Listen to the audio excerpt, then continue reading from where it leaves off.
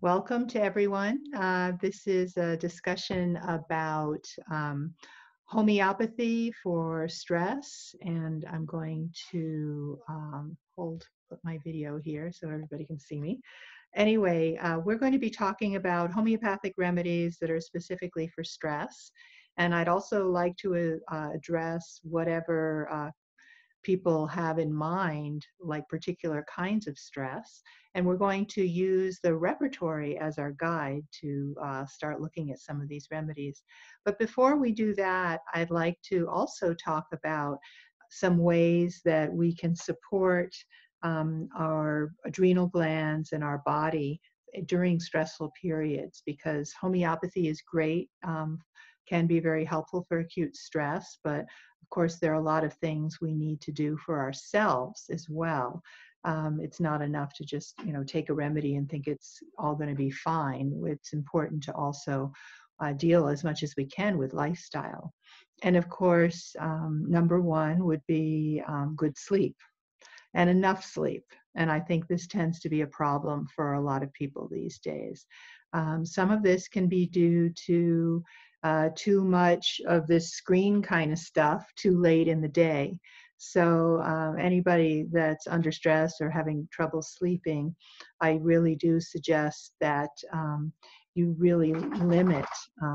It's not the greatest idea to be watching movies and TVs and screens or doing things online up till, a few hours before you go to bed. As much as you can follow the rhythms of the sun. I know there are a lot of people who are night people and find that hard to do, but by following the rhythms of the sun and kind of starting to unwind and have a quieter time, make the lights lower, less screen stuff going on, the more your nervous system will have a chance to replenish. And it's natural that during this time of year, right now we're in mid-November, that we do kind of go a little bit more internal, that we get more sleep, that we rest more, and just, all of the activities that are sort of brought out in the summer months and the springtime. It's normal to kind of go into a little bit more of a cocoon. So that would be one thing I would really encourage, is to honor the seasons, to honor the times of day, because these are all natural rhythms that by honoring them and paying attention to them, we can, let me just see what the dog, sorry, my dog is doing somersaults on the couch. Anyway, by honoring our bodies and by honoring the natural rhythms, then we are going to be less frenzied and stressed, because going against that grain is what causes a lot of stress. I know it's true for myself. If I suddenly get a piece of upsetting news or find out something I forgot to do, something really minor, like last night I was trying to wind down, as I knew I should, and all of a sudden I realized I needed my passport for something, and I realized I didn't know where my passport was. So I went into a frenzy about, looking for it in different places, and finally realizing, oh, I can't find it tonight. And by then I was kind of wound up and wired and had to kind of calm myself down. So as much as we can avoid that kind of thing of dealing with frustrating situations and doing too much with screens and communications and news as the sun goes down, that will really, really help. So can you hear my dog playing over there? It's so funny. Like I said, she's a rescue dog that I'm fostering. She was fine this morning when right, Janelle? Janelle was in class this morning. You didn't even know she was there. She was just sleeping. Right yeah, now, I didn't even know you had a dog. Right. She's like having this whole wild adventure on the couch. Anyway, so I wanted to, before we actually went into homeopathic remedies, talk about some other kinds of support that can, besides the actual honoring of the rhythms and the slowing down at this time of year. I would like to mention vitamin D, and especially those of us in northern areas. Janelle is up in Alaska. Caitlin and I are by the Oregon-California border. And where are you, Denise? Michigan. Okay, so we're all northerners. Oh, yes. Yeah, so we're not probably getting enough sunlight Yeah. exposure, and it was a big shock to me, 20 years ago when I became involved in Weston Price Foundation, and was teaching classes in it and doing all the grass-fed everything, and thought that I would have great vitamin D levels, and my vitamin D was like in the toilet. Terrible. And I was even living farther south. I was living in Santa Cruz, California. But in any case, it makes a big difference to mood, to immunity. There's a good reason that vitamin D is called the sunshine vitamin, besides the fact that our skin makes it in the sun, but it also gives us a kind of inner sun, an inner light. So it helps a lot with mood. And so especially during this time of year where things are getting darker, make sure your vitamin D levels are at least 50, in the reference range, 50 and above. Although I think the official reference range is 30, but I would suggest at least 50. I take 10,000 IUs a day. I actually get this particular one at Costco. So I take a lot of it just to stay in that good reference range. So I would suggest, if you don't know your vitamin D levels, get a test. If you pay out of pocket, it used to only be about $30, but insurance should pay for it if you have health insurance. And that besides what we know about vitamin D in terms of bones, it also helps a lot with immunity. It'll keep you from getting the flu during the winter, and it will also help with mood. And it's also wonderful for inflammation. So many good traits. How many IUs did you say you take? I take 10,000 a day. Now, since we're all older women here on the call, I will also mention vitamin K, which isn't necessarily directly to do with stress, but vitamin K2 was recently, in the past several years, discovered to have a very special role as a kind of enzyme in the body, and what it does is it tells your body to take calcium and put it into your bones instead of your arteries. So it prevents cardiovascular disease and it prevents osteoporosis. It's like a missing key. And the main food source for vitamin D is a Japanese fermented food called natto. And unless you're prepared to eat a lot of natto, I would really suggest looking into supplements for vitamin K. Most vitamin K supplements are full spectrum vitamin K. It'll have the regular vitamin K, which is known as, the clotting vitamin, but it also usually has a couple of forms of vitamin K2. And there are a few forms that absorb at different rates. One is more natural, one is synthesized or prepared. But I think it's good to cover your bases and take a full spectrum. I like the one that Life Extension Foundation makes. That's the one I take. You can look at Life Extension if you want to check that one out. But there are a lot of good sources of it now. And so any women in their 40s or over, I believe should be taking a good dose of vitamin K for that reason, for heart disease, osteoporosis. So that's kind of an aside, but something that people haven't found out about as much as they should. So I wanted to mention that. So adaptogenic herbs are really helpful in times of stress, and probably we all need to be on them on a regular basis. A really great one that's easy to get, that's very good for, again, perimenopausal and menopausal women, of course, is maca. And maca has a pretty good flavor, and you can mix it in things. My favorite is ashwagandha. This is just in a jar, but this is my personal jar of ashwagandha. Ashwagandha is an Ayurvedic herb that's made from a root, And during this time of year when our energy is kind of pulling in, getting nourishment from these kind of nurturing roots, such as maca and ashwagandha. They're both kind of white roots. Maca, of course, is from the South American tradition, but ashwagandha is from the Indian tradition. And it's got a really interesting effect in that it's very supportive of the whole of your adrenal glands, of your thyroid, of your whole system that reacts to stress.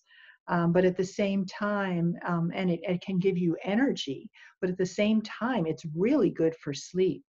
I take it right before I go to bed every night. And you can get ashwagandha powder. It's not expensive. And you can start with about a half teaspoon a day. You can take it at night. You can make a nice kind of drink for yourself with dairy milk, if you tolerate that, or almond milk. Traditionally, Ayurvedic herbs are often put in milk because it has, milk is considered to be, a healing substance. And if you can get good milk, good quality milk, you could use milk. If you don't do dairy, that feels like a stretch, you could use almond milk. Or you could mix it with some of these other substances that I'm going to talk about. But anyway, ashwagandha has the effect of being very grounding on one hand, but at the same time, it's very relaxing, and it's also rejuvenating. It's a very precious substance, and it's a food grade herb. It's not really a medicinal herb. It's something you can take every day as a supplement and use it to support yourself. So some people notice a real difference in their sleep when they start taking ashwagandha. Ashwagandha, by the way, means ashwa is horse and gandha is smell. So you can decide for yourself whether you think it smells like a horse or not. Maybe sort of kind of, but those of you that are more in touch with horses, it's got a little bit of an astringent smell. Not as plain as maca, but in any case, it's a really nice herb. And I think it's an herb that's a root that's really good for this time of year and just this time in history as well, to give us that kind of grounded, calm feeling. So, and unlike many herbs that can give you energy, it doesn't make you jittery. It actually does the opposite. It actually manages to give you energy, but at the same time, make you feel more relaxed. So that's another one. This is something I've just been starting to take that I like, from the mushroom family, Chaga mushroom. I don't know if any of you have experimented with Chaga. Caitlin, I actually got this at the Shastina market on Tuesday. There's a group there, some people there called Maha Mushroom. And the farmer's market? Yeah, the Shastina Farmers Market. Okay, she's good. Local. Caitlin is local. She's a neighbor, so she. Anyway, so the mushroom you can add to teas or drinks. You can make a tea out of it. People put it in their coffee. Not that I'm recommending coffee. I'm not recommending coffee actually, because it's an adrenal, maxes out your adrenal glands. But anyway, chaga mushroom has a nice energy about it too. It's a great adaptogen and very good for when you're under a lot of stress. So that's kind of a new one for me that I'm just starting to work with. Cool. So there are two other kinds of supplements I wanted to talk about. One is magnesium. This is known sometimes as Natural Calm. This is a less expensive version called Simply Calm, and it's basically a kind of ionized magnesium. And magnesium is a mineral that helps your body to relax. It's also great for high blood pressure. And it's a mineral that tends to be lacking in our diet. So in addition to any calcium you might be taking, it's very good to make sure you're getting enough magnesium, especially with high blood pressure. Sometimes that's enough to solve the problem. And high blood pressure, of course, can be a reaction to stress. So I take magnesium every night, and I love it.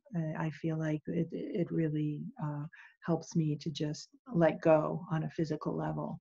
So I recommend magnesium at night. It's also good for digestion and moving things along. It depends on which form of magnesium you take as to whether it has the effect of relieving constipation.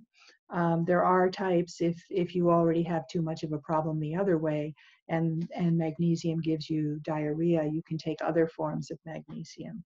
But the form that's in this natural calm kind of stuff, magnesium, is a form that does help things move along. So you can look into that.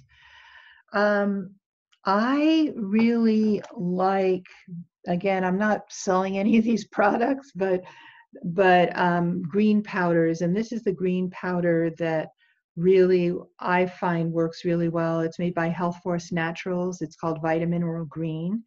And I think it's probably likely that because of the depletion of our soils, even if we're getting organic food, you know, just from the whole agribusiness thing, depletion of soils, we're probably not getting all the trace minerals that our ancestors were getting.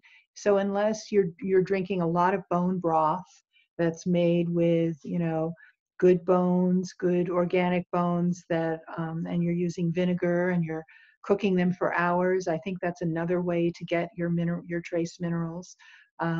Another way is something called beet kvass, which is basically taking beets and lacto-fermenting them, and drinking the juice. It's like the sour red juice. The recipe is in Nourishing Traditions. Basically, you take beets and you chop them, you know, you peel them and chop them up and add some salt and some water and some whey from yogurt as a starter. And then you let it sit and ferment for a while, and it becomes this kind of syrupy, sour stuff. So that's another way, a tremendous probiotic. You know, just like sauerkraut is also a wonderful probiotic, but it also has the additional benefits of trace minerals. So that's another way to get some trace minerals, because beets are very high in minerals. Right now, I've done all those things. You know, I've done lots of bone broth in the past. I've done beet kvass. Right now, I'm keeping things simple because of my lifestyle, and I'm using Vitamineral Green, and I feel like I get really good results from it. It's got just so many green powders, really high quality, and I feel like I'm getting trace minerals and different things that aren't in food, because it's giving me a sort of rounded nutritional picture that I don't get from just food. So I really like this stuff.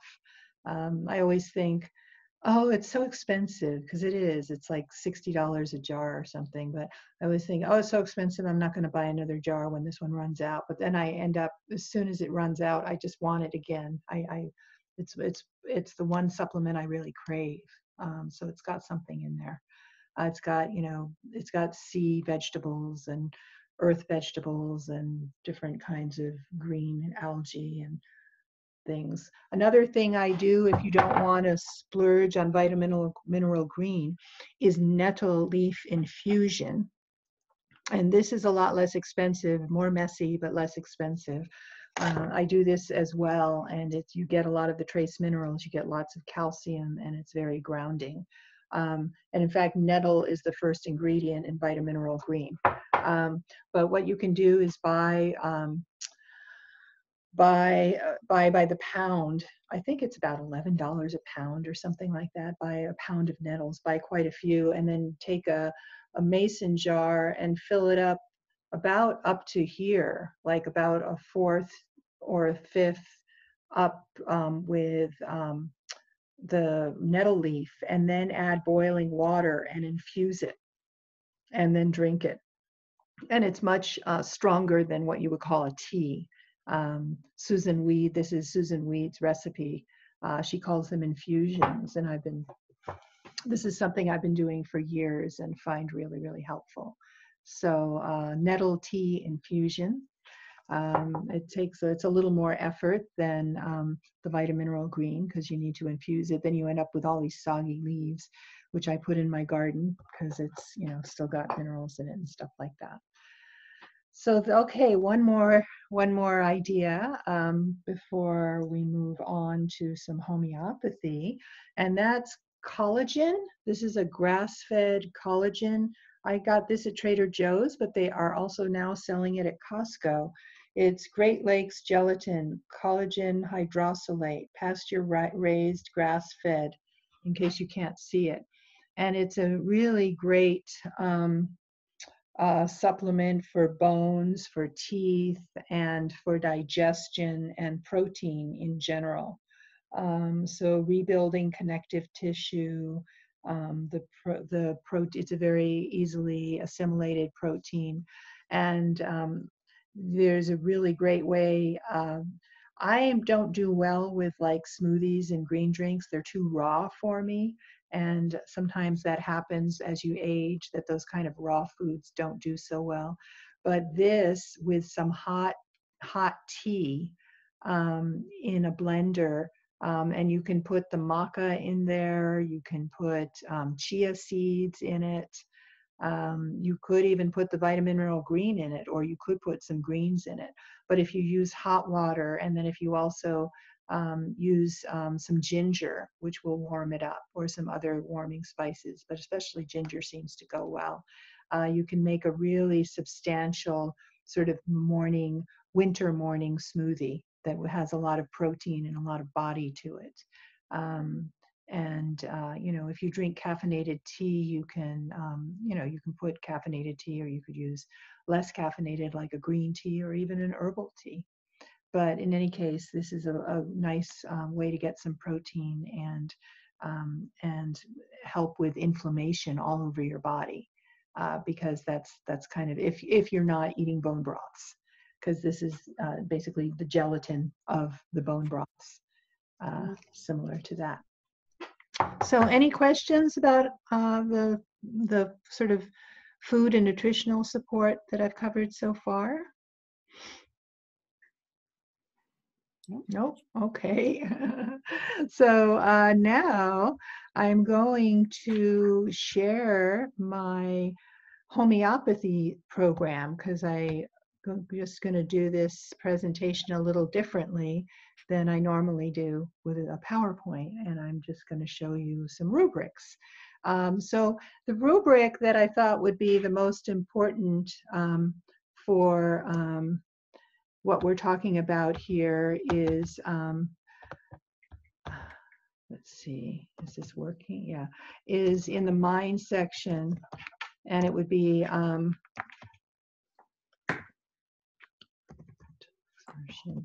basically mental exertion,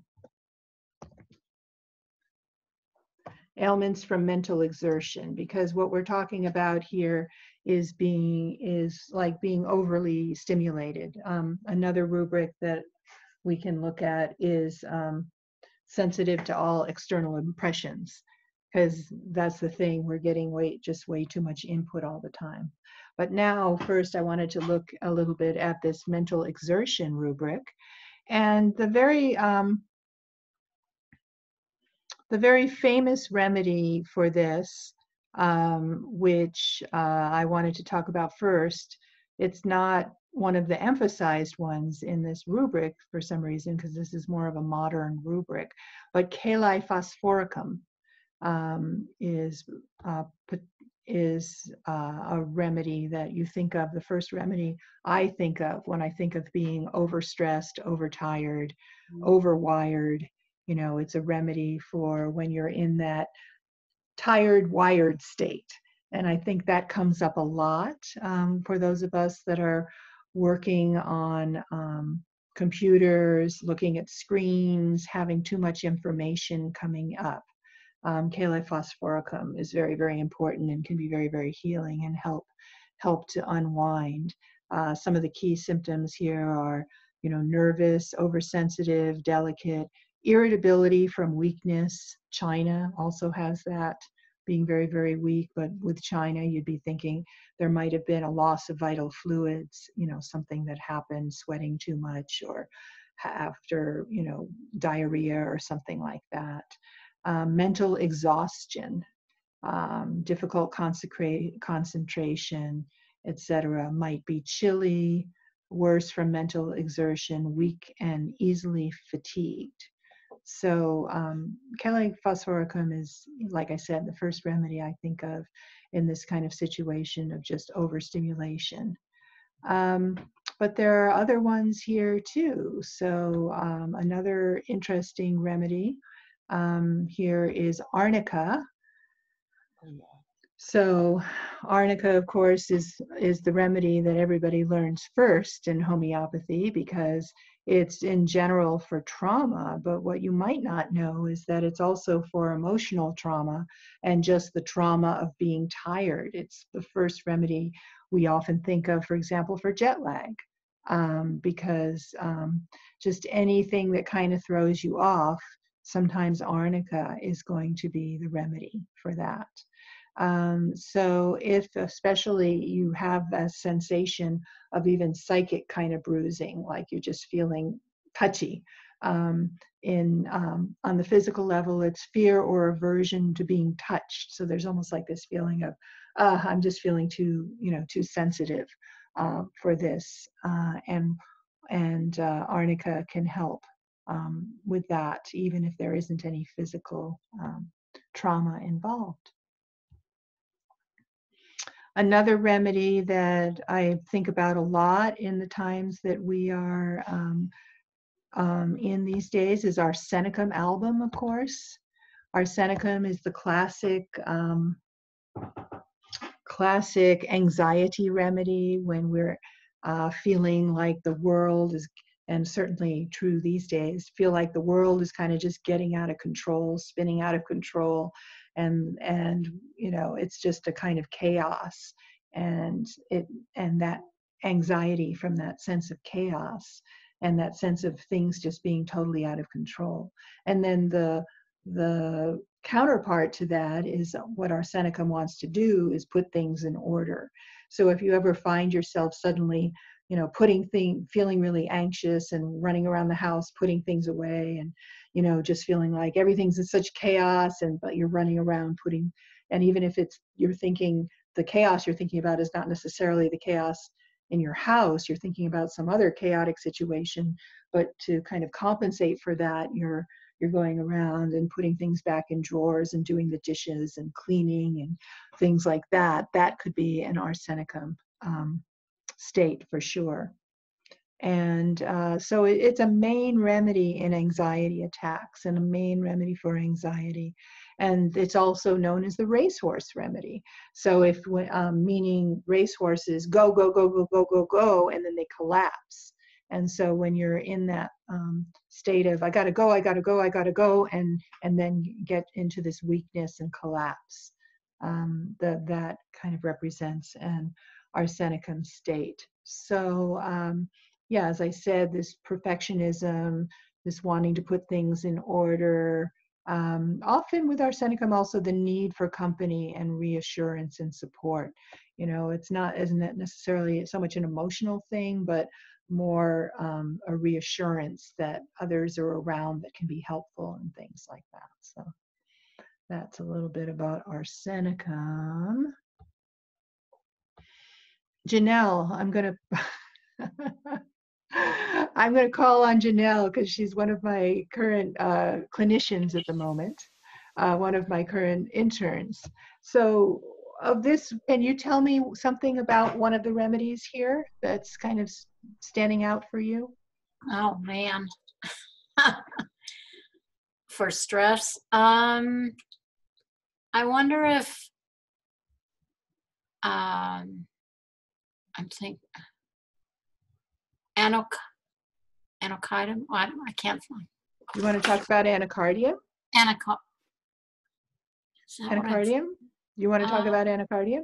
Well, I'm not sure that's the one I'm thinking of.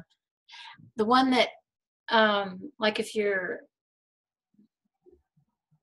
going to the dentist and you're getting stressed out going to the dentist, you want to take something to relax you. And Okay, well, there are a couple of things I think of for that. One of them is aconite. If you have a aconite, that's real what fear of dentists. that's the one I'm trying to think. Argentum, I mean, actually, ailments from anticipation was another rubric I was going to look at, where you would see things like argentum nitricum. You would also see gelsemium. Gelsemium is one of our most important flu remedies, but it also is a remedy for for anticipatory anxiety if you get really dull and dizzy as part of the anxiety picture. So, but I thought you were gonna, I was looking at this list trying to just throw you an easy ball. I thought you would talk about Nux as a stress remedy, just because it's there and it's underlined. So, Yeah. do you want to say anything about Nux? As how it applies to stress? I have a really bad memory. Okay, I won't put you on the spot anymore then. Sorry, I learned the remedies, and then there's so many of them that I have a hard time keeping track of what's what. I Right. have to keep going back to them. So Okay, well, we'll talk about Nux. So Nux is really the type A personality, workaholic. It represents our culture, really. Nux represents our culture. You know, overwork, overplay, coffee in the morning to wake up, working too hard all day, drinking, a few beers at night or smoking some pot to try to calm down in the evening, and then the liver just gets really whacked out by all these substances. And just has this description of the Nux vomica guy who's so impatient when he's unbuttoning his shirt that he just rips the shirt off and all the buttons pop out. That sort of that kind of impatience and irritability, and not being able to stop thinking about work. So it's the real workaholic remedy, and probably the most important remedy for the United States. Ambitious, competitive to a pathological degree, dictatorial, arrogant. Sounds pretty bad, right? Sounds like a boss you would have at work or something like that. Irritability, impatient, hurried, cursing and scolding, etc. So Nux is a state I think we all go into at different times, because it really is what our society pushes us to do, is to overwork and overdo. So that's a good one. What else do I want to look at on this list here? Those are some of the main ones. There's some interesting ones that a lot of the old authors talk about, including picric acid, which is a lesser known remedy, but it is a remedy for brain fatigue, exhaustion after reading. And it also has a connection with sexuality as well. Having some, especially it's known more for the male genitalia, lascivious thoughts, amorous dreams. So if that kind of thing is going on with the mental exhaustion, you could think, but even just mental exhaustion in general, picric acid, it was known in the old days as being a very important remedy, even though these days it's not as well known. Exhaustion after reading. So yeah, there's some remedies for mental exertion. Does anybody have any specific requests of stress-related symptoms that we can look at in the repertory?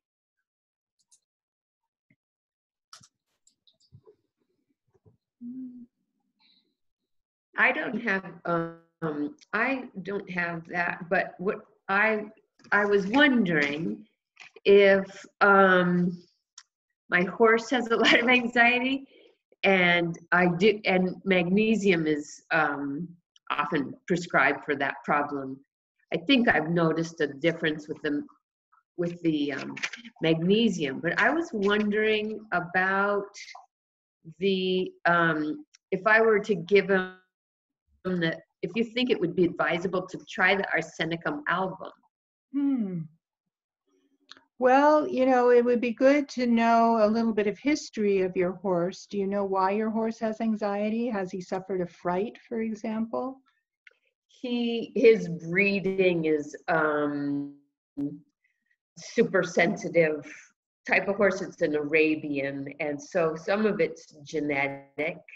So They're are typical. Arabians race horses? Yeah, Okay. So I that's can it. see why, yeah, so racehorse remedy, arsenicum, is considered to be a racehorse remedy. I know people who work a lot with homeopathy and horses. I haven't done so much, but I have some students who have.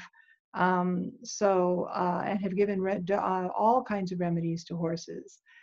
So you have to kind of observe them a little bit, but you could try some arsenicum. I mean, a single dose wouldn't hurt. We could, you can get a few pellets from me since we live near each other, and you could just give it a Yeah. try, see how your Would it horse be does. where you just stick like 5 of them in under his lip, or? If you're able to give him that way, that would work fine. Yeah. Okay, Yeah. I think it'd be worth a try. Yeah. So the other rubric I was going to look at was, let's see, one of them was ailments from anticipation, which is basically anticipatory anxiety. And this is where I think what Janelle was getting at before, like a remedy that you would take if you were going to need to go to a dentist or it could be also, a job interview or just anything coming up that you're worried about coming up in the future. And You talk about worrying, and you were asking before if there's, any other thing. And I don't know if anybody else finds this, but as we age, because our experiences are cumulative, we kind of see things like, and we worry about the what ifs. Oh, it's going to be icy roads out today, so I don't want my daughters, it's like, oh, be careful, and it seems like, and even my husband, he has said, and he's always been a real chill person, never worried about much, okay, in life. He finds as he gets older, he's worried about this and about that and about, and he's, here in Michigan, I mean, we lose our electricity every now and then, okay? But like, we've lived in our home for 35 years, and I said, and we used to lose our electricity, hence our heat, a lot. yeah. And I said, well, let's get a generator, okay? And he's like, no, we don't, we're okay. So we've gone without a generator. Well, now that we have a granddaughter, he says, you know what? I'm going to look at a generator right now, because what if they lose the power? So it is anticipatory, but it's a worry about things that we know as we age from accumulated. So would you call that anticipatory or some other kind of worry that really comes with age? Yeah. Well, there's a few kinds of worry. There's anxiety about the future. I think a lot of people are feeling that one. Well, we can look at some of the other ones. There's anxiety, for people who get just worried about little things. There's anxiety about trifles. There's also anxiety. Is it fear something will happen, or is it anxiety? No, I guess that's in the fear. But there's mind fear of misfortune. Okay. Fear of misfortune. There's also mind fear something will happen. See, and you can see there's like 126 remedies in mind fear something will happen. So a lot of remedies have that.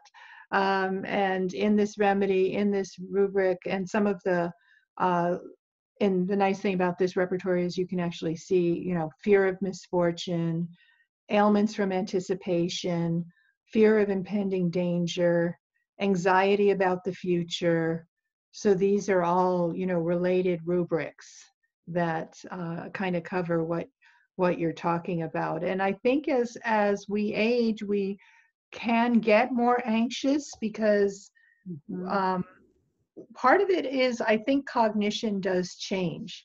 So, you know, for one thing, we are being exposed to way more information um, than our nervous systems were built to handle. But as we get older, it also becomes even more extreme.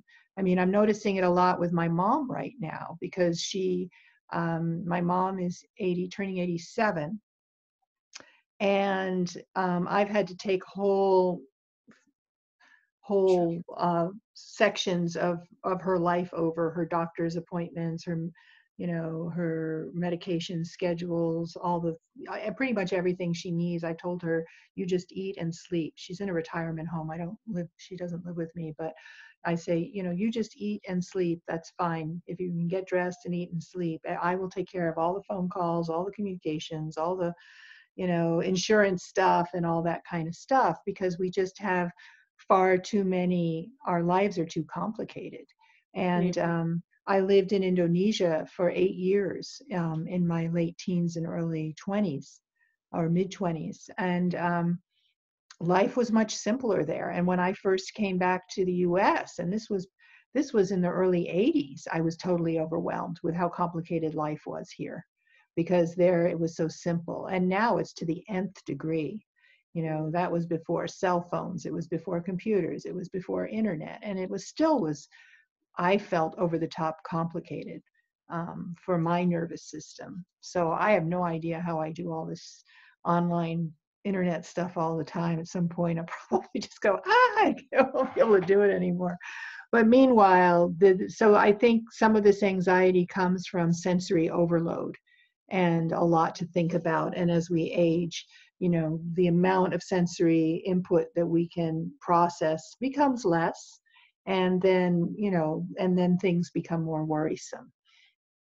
So fear something will happen might be, you know, a rubric to look at. And certainly some of our main fear remedies like aconite, you know, if there's really a sense that, you know, I could die from this, you know, predicts the time of death, the 4 F's, fright, fast, fear, and fever. That's some of the key words for aconite. That's more of an acute kind of fright. Argentum nitricum, as I talked about earlier, is a remedy that is a great remedy for anticipatory anxiety, but also this fear. With argentum nitricum, it's kind of often like, oh, well, what if this could happen and then that could happen? What we would call, I guess, catastrophizing. Argentum nitricum can have a very vivid imagination, and the imagining, oh yeah, it says right here, vivid imagination. So with this vivid imagination, it can go with catastrophizing, like, well, you know, this could happen and then that could happen and then that might happen. And also there can be very impulsive, you know, impulsive, like, you know, running out of the room in fear, or feeling strange impulses coming up, and having a mental sense of mental weakness, and a lot of particular phobias and fears like heights, claustrophobia, etc. So, and can be superstitious.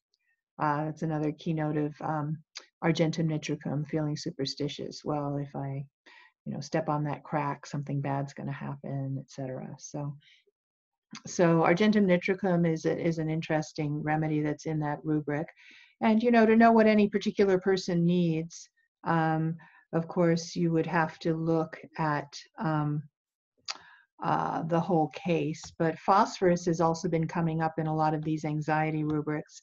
And of course, phosphorus is a very open kind of personality. You know, classic phosphorus is like Jane Fonda, red hair, kind of psychic. I don't know if she has red hair anymore, but she used to be the the prime example of phosphorus, you know, being interested in psychic things, having red hair, but this sensitivity to all external impressions, and also very impressionable. So, you know, often with phosphorus, people who are feeling like easily reassured, but also easily frightened. Like if they see somebody who has a certain disease or condition, they're going to start getting scared that they might have it too, or you might say something to them that they kind of take the wrong way, and they think that you meant, you know, that they were sick, or, you know, they just can go off in their imaginations in funny ways, but also extremely sympathetic, nice, life of the party kind of people, because phosphorus is a substance that's found in matches, so it's kind of like this light. The light bearer is what I think the word phosphorus means, and so there's a lightness about them, and lively, saying here lively, expressive, etc.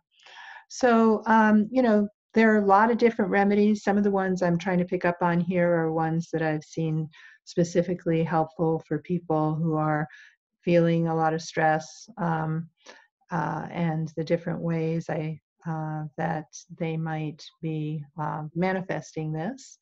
So, any other questions or thoughts? I'm good.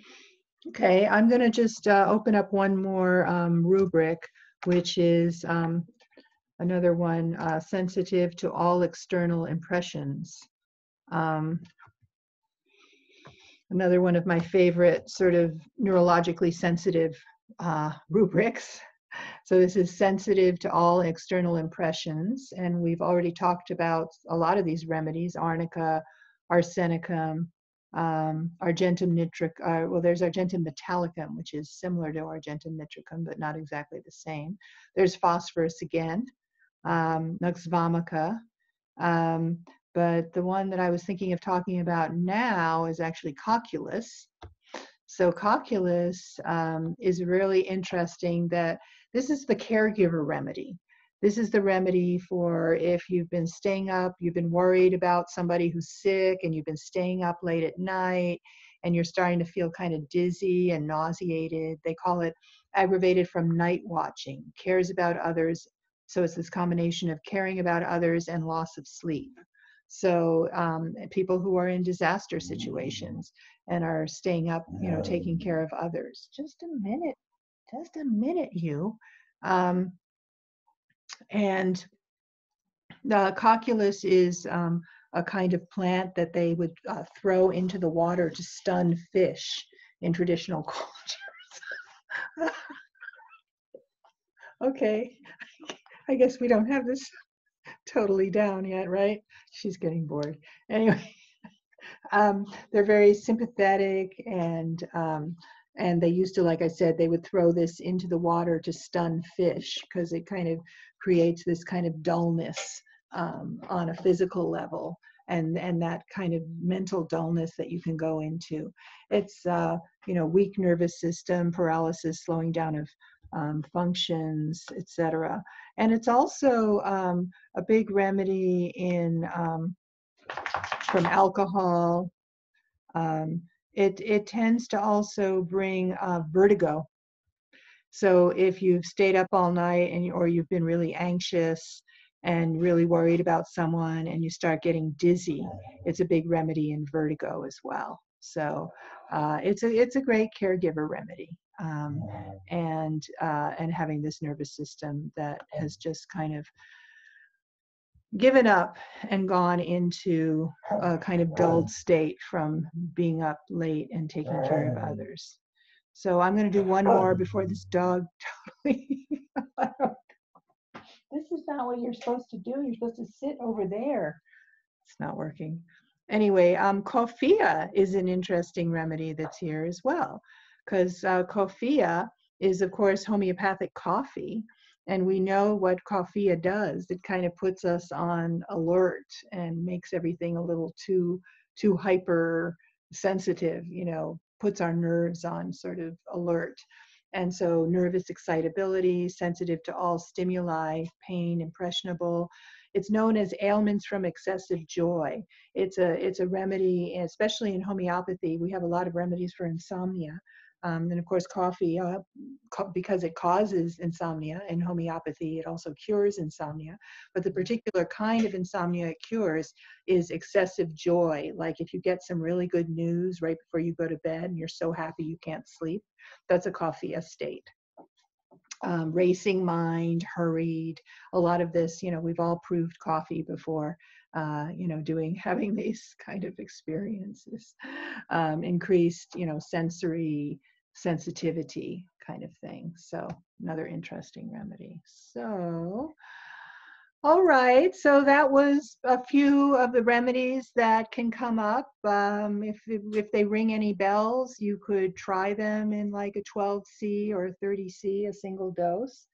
In general, a general category like stress, you probably need to have a full case taken to get a sense of what you need on a constitutional level. But, sometimes you can also, if the picture fits, you can do a lot just for an acute situation. Like, if you've been up all night taking care of somebody, take some calculus. If you're feeling anxious about what just happened in the news and you're not able to sleep, try some arsenicum.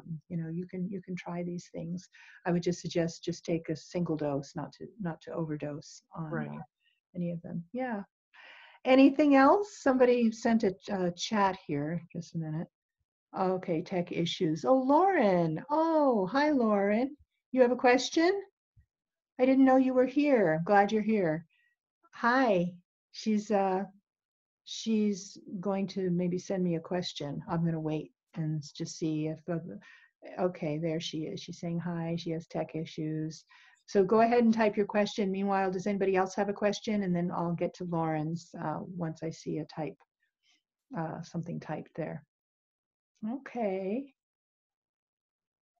All right. So maybe Lauren, I'm not seeing anything else from, okay. If you're on a daily remedy, then do you just take both, the one for the day's angst? Well, in my book, I think it depends. If you've been on a daily remedy and it's kind of a stable situation, and you need something acute, for me, that's okay. But it probably depends on what your homeopath has to say about it. Like especially if something happened that was out of the ordinary and you wanted to, take a remedy specifically for the emotional state that you were in or the stress state that you were in. Okay, good. Glad that helped. All right. Well, thank you all for joining me, and I hope that was interesting for you. And sorry about my doggy's interruptions. I guess. Anyway, I'll try to get her trained or figure out what I'm going to do with her. I don't know. She's, like I said, she's a rescue, and I'm fostering her at the moment. I don't know. Oh, there's your dog, Caitlin. Yeah. Caitlin's got her dog there. Bye. Well, All we right. say thank you, and goodbye. Okay. Bye-bye, everybody. Thanks, for Willa. having me. Okay. Very Bye-bye. good. Take care.